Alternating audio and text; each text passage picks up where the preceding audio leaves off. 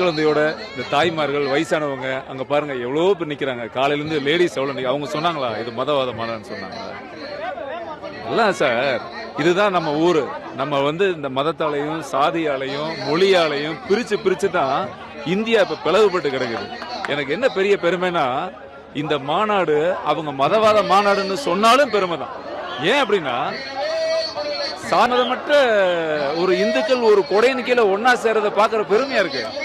ஒரு தர்காவுக்கு போறோம், ஒரு புனித வெள்ளி கொண்டாடுறாங்க. அந்த மதத்துக்காக அவங்க எல்லாம் எவ்வளவு முக்கியத்துவம் கொடுத்து போறாங்க. நம்ம அது பெருமை தானே சொல்றோம். நம்ம யாரும் எந்த மதையும் நம்ம சிரமப்படுத்தி சொல்ல. அதை போல ஒரு முருகர் மாநாடு என்பது தமிழ்நாட்டினுடைய அடையாளம். அது சோ நம்ம மண்ணிற்கான தெய்வம். அந்த தெய்வத்துக்கு தமிழ்நாடு முழுக்க குரல் கேக்குதா உங்களுக்கு? அரோகரா அரோகரா கேக்குதா? வர்றவங்க எல்லாம் இங்க கவுன்சிலர் ஆகணும், நான் எம்எல்ஏ ஆகணும், நான் எம்பி ஆகணும் லைன்ல வராங்க. முருகனை தரிசிக்கணும், கடவுளை கும்பிடணும் வர்றாங்க. இதுக்கு வெளியே உட்கார்ந்துட்டு இந்த யூடியூப்ல 10 பேர் உட்கார்ந்துக்கிட்டு இது மதவாத மாநாடு, இது அப்படி மாநாடு, இது நொக்குழி மாநாடுன்னு நோண்டிட்டே இருந்தாங்கன்னா இது ரொம்ப நல்லது. இன்னும் இவங்க எல்லாம் கதறது பத்தல, இன்னும் நல்லா கதருங்க. ஏன்னா இப்படி எல்லாம் கதறிட்டே இருந்தீங்கன்னா தான் இந்த ஒற்றுமை இன்னும் பலப்படும் போல் இருக்கு.